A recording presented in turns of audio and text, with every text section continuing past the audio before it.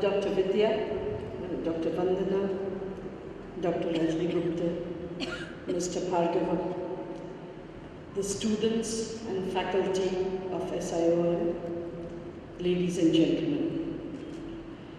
First of all, if you ask me personally, I prefer the appetizers to the main meal. The appetizers are always nice and different, and they always bring with them a sense of, what next. In respect of the main meal, it's normally, stodgy, too difficult to digest. I hope my talk to you today won't be like that. The other thing I would like to suggest to both Dr. Vidya and Dr. Vandana is, instead of putting it as the last lecture, let's make it the last conversation.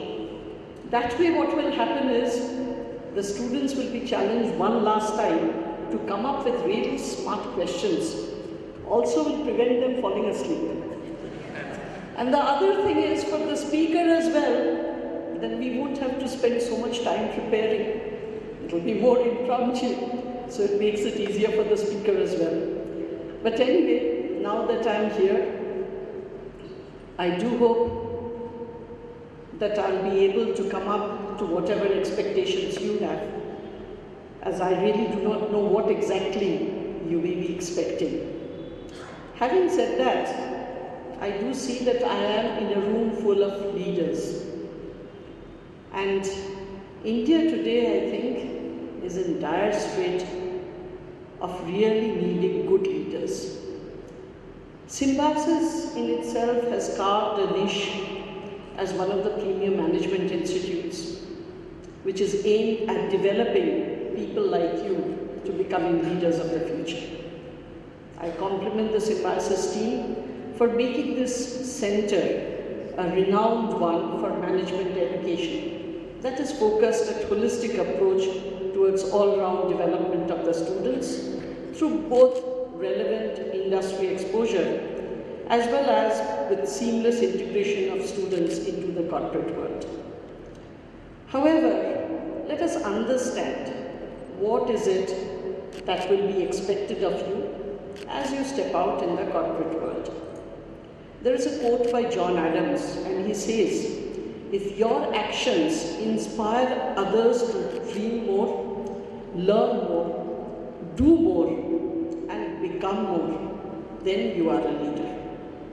So it is not a question of what you do, but what you do in order to make others better than what they are today. That is what actually makes you a leader. And in order to do that, what is it that you yourself need to do? And I think there are two parts to this. One, of course, is the fact that you yourself need to be able to look a little way into the future.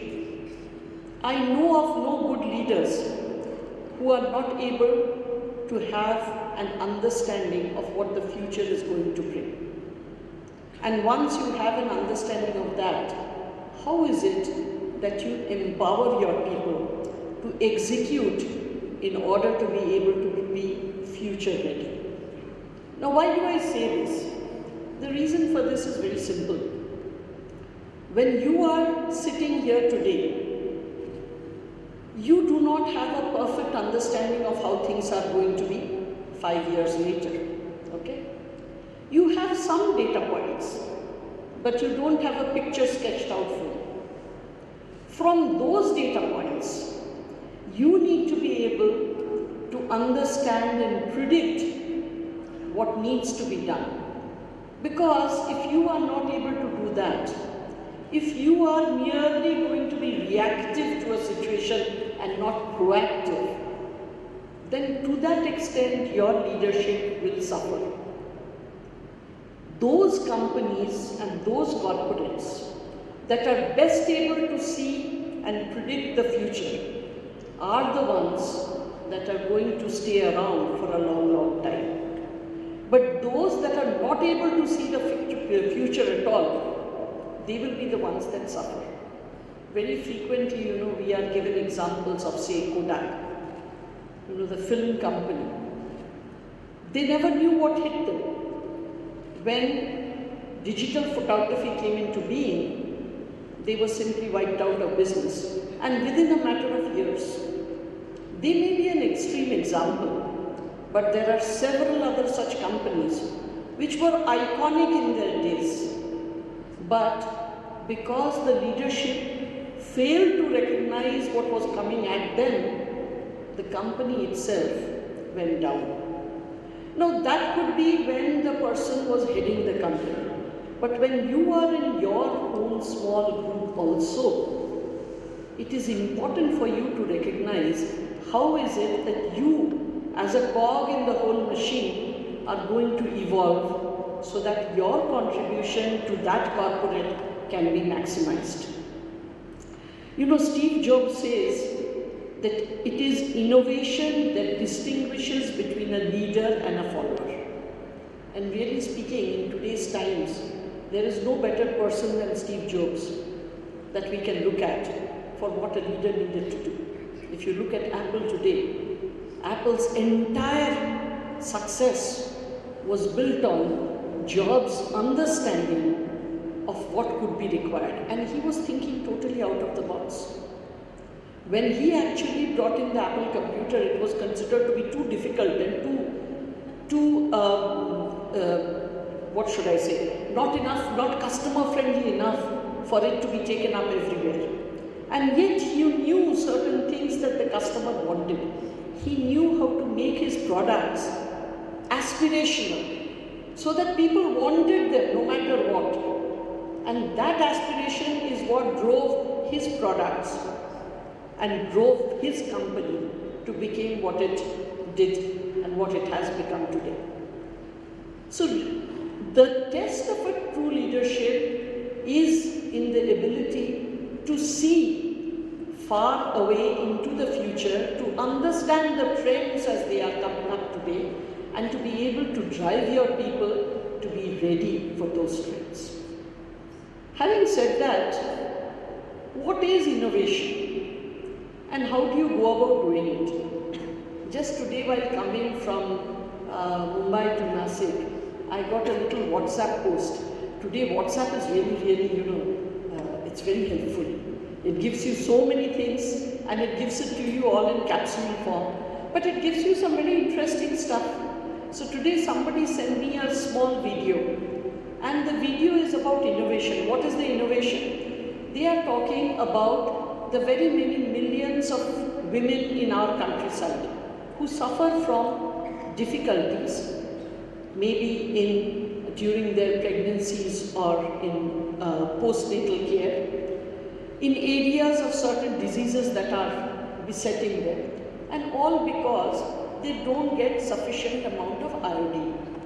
Now iodine has been used in salt and things like that, but even then the delivery is not as it should be. So one company, what they have done is, the bindi that we wear, they have put iodine into the bindi. And they say if you wear the bindi for 12 hours or more, the 150 to 220 micrograms of iodine that is required gets delivered through the skin. Now look at the innovation and how simple it is and how cheap it is to deliver something that will save the country thousands and lakhs and crores of rupees in healthcare if delivered uniformly. Now that is the kind of innovation, wherever you are, you need to take example from and work on it in your own ways. I am on the board of a few IIMs as well as IIT, one of the IITs. They have innovation labs, okay? And one of these IITs, I asked them very recently, what is it that the teams are working on? And I was a little astonished to hear that 3 of the teams were working on fast cars. The fast cars are very nice. I'm sure there is a lot we can innovate there. But rather than innovating in these areas, why should we not look around us to see what is it that we can innovate which will help the standard of living in our daily lives. If you look at the rickshaws that are there around us, they've been like that forever. If you go to any of these foreign countries, you will find what are called tuk-tuks, and they are so beautiful in design, they look so good, and people actually use them because there's a novelty factor. They have nice plexiglass bodies, and they are creating a lot of employment by being used in the tourist route. Now, why is it that we cannot think of such things? And I think, given a chance, the quality of our people is far superior to that which I have found in many parts of the world. I think one of the biggest strengths that Indians have is their ability to multitask. The kind of things that you can do at the same time, if you go to any of the foreign operations, you will find people are simply not either used to doing or incapable of doing. We have operations in 36 countries, okay? And in 36 countries, I have seen the variety of people who come to work for us. Yes, in every country, there is 5 to 10 to 12% of people who are absolutely superior. But if you look at the general mass of people, I would say the training that we get, our ability to do with the minimum of resources to achieve the maximum of results is far superior to what I have seen across the world. But I do not think we are channelizing those gifts that we have into the right way of ensuring that we bring about enough innovation to look at our daily lives and improve those daily lives so as to ensure that this country gets the edge ahead. And therefore, again, to use a quote of one John Maxwell, he says, "A leader is one who knows the way, goes the way, and shows the way." It's very simple to remember, but I do hope you will remember this, that you should be the one who knows the way, goes the way, and shows the way. If you can do that, surely enough, no matter what area you are in, you will be able to succeed. Recently, I had a conversation with Sri Ravi Shankar. It was a very nice opportunity, and I was given this opportunity to interview him. And I asked him that, look, you have operations in 155 countries, okay? I have only in 36 countries, you have in 155 countries. And the people over there, they have no direct rewards. People who work for these foundations, the Art of Living Foundation, there are no monetary rewards for them, okay? Whereas the people who work for me, we give them monetary rewards. And yet, I'm not able to keep them as motivated as your people. So what's the secret?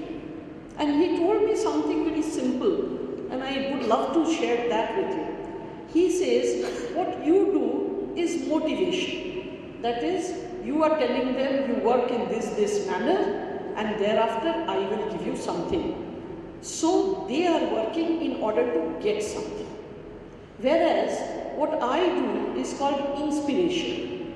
And what is inspiration? Inspiration is when you are able to convince some person to give rather than to expect to get. So when a person rises above themselves and gives of himself or herself, that is inspiration. But when you are doing something only in order to get, that is motivation. So the fact is, when you are motivated to do something, for instance, there is a target that you are motivated to achieve. So you achieve the target, you get the bonus or the promotion. How long will that bonus or the promotion keep you happy? How long? Maybe a week, a month. After that, you will have to be motivated again to achieve the next promotion or the next year's bonus, okay? So that is motivation. However, if you are inspired, what happens then? If you are inspired, you give off yourself. So here is a team that's trying to do something, and the team is not able to achieve because of very many reasons. And you sit down with your team, you work hard with your team, you don't care about how long you're working or how much of your time you are giving to your team members, and at the end of the day, the team achieves. At that point of time, the satisfaction that you get, you may not be getting that bonus, but the satisfaction that you will get because you have given of yourself to the team to enable them to achieve, it is a satisfaction that will remain with you throughout your life. Let me give you a very small example of very recent times. Take the demonetization exercise. During the time of demonetization, the banks had 1 day to prepare. So on 8th, at 8 o'clock in the night, the Prime Minister declared demonetization. Okay?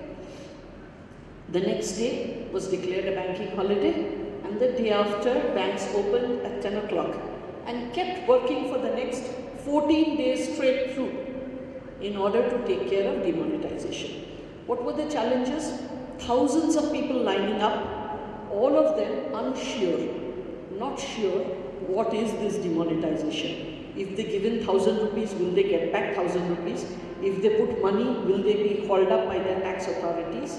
What happens if they are not able to bring in the right kind of currencies for the right kind of amounts? What happens if you are not allowed to draw back the currency? How does the business work? 1,000 queries. The bankers themselves had little enough time to arrange for all of this. Not only that, I can tell you there were parts of the country where when they saw the new notes, they refused to believe that this is legal tender. Simply refused. They said, "Ye sahi nahi hai, kabhi dekha nahi isko. How do I know that this is the right kind of thing? How do I know that you are giving the right stuff?" And believe me, especially in the northeast where it is very remote and they do not even have in places TVs and internet, we had to go and actually do camps and show them the notes and show them the features to convince them that we are from the government and we are giving them the right notes. We had to do even that, okay? But these thousands of people over there, we had to handle them. And strangely, though 86% of legal currency was taken out in a matter of minutes, there was not a single riot across the country. Did you hear of any riots? No. The media went on and on, talking about how difficult it is and how much, how the people have been impacted. Much of it true. But all the same, the people who were behind the counter, they labored day and night without getting up even for food or water or a toilet break in order to ensure that the people standing in the line, that they could minimize their difficulties as much as possible. Okay. In fact, we have little video clips. I have a video clip in Bangalore, a little old lady. She came and gave a rosebud to every one of the branch staff because she felt that they were laboring really, really hard. I have stories from Chennai where the neighboring people of the branches, they came and gave them snacks regularly for 2 whole weeks because they felt these guys couldn't get out of their seats in order to have food. I have a story of one chartered accountant. He came to get his money exchanged. Then he saw the kind of rush that was there and he started working on the queues and helping the people in the queues fill up the forms. And from next day till the demonetization was over, every day his wife and daughter came to help us with the queues. So I have thousands of these stories. Now the fact of this is, at this point of time what was happening, people are giving of themselves with nothing expected in return. Nobody's got anything out of this entire exercise. The people who worked hard, the people who came and helped us. But believe me, these are days, memories of which they will always remember. The feeling of satisfaction they got, it will never pale. And when they grow old and when they retire, they will tell these stories to their kids and their grandkids, saying, "This is how we did these things." Why? Because they gave of themselves. And that is inspiration.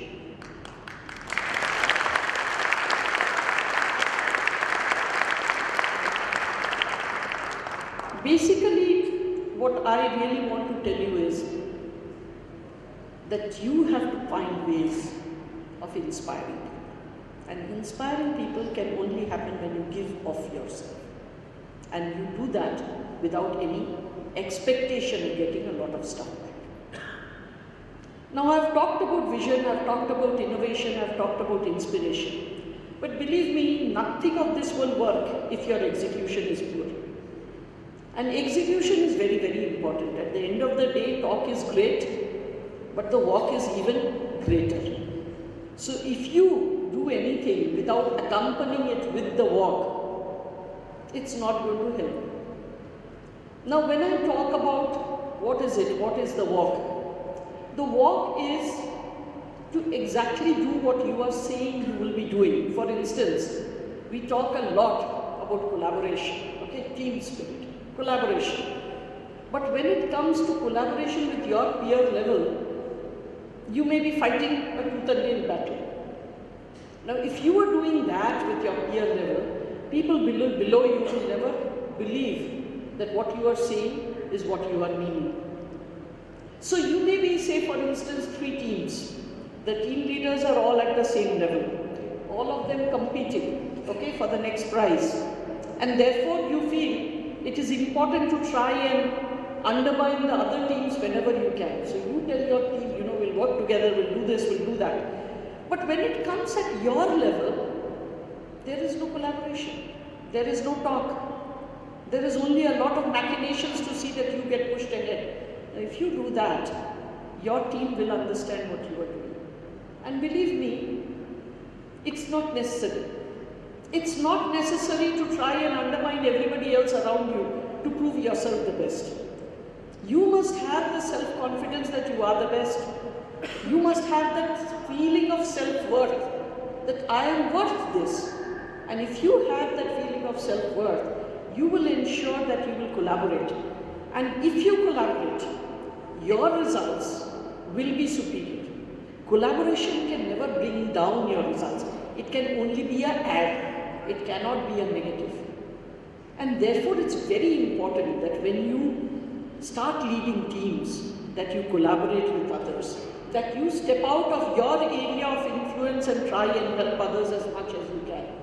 And if you continue to do that, the results that you get will be far superior than anything that you may have imagined that you would get. And last but not least, I think this has been said by all the other dignitaries on the stage, that the supreme quality for leadership is unquestionably integrity. Without it, no real success is possible, no matter whether it is on a football field, in an army, or in an office. This was said by President Eisenhower, the Supreme Commander of the World War II Forces. And when he said it from his own experience of life. Today, I do not know whether when you all were in school, you were taught a subject called moral science. Now, this was a subject that we were taught when we were in school. Of course, it was one of those classes where we used to fly our paper planes and throw paper at each other and do all kinds of naughty things. But still, having said that, it is one class that very clearly laid out for us, without any ambiguity, as to what should be the values of your life. Subsequently, I think for whatever reason, it was thought that it is more important to teach people things like civics and computers and stuff like that, and to do away with this extra subject. I don't think that's the right thing to do. I still think it's important for us to lay that foundation. Even for that matter, as you go into these corporate offices, many a times the trainings that you will go through will not have a module on things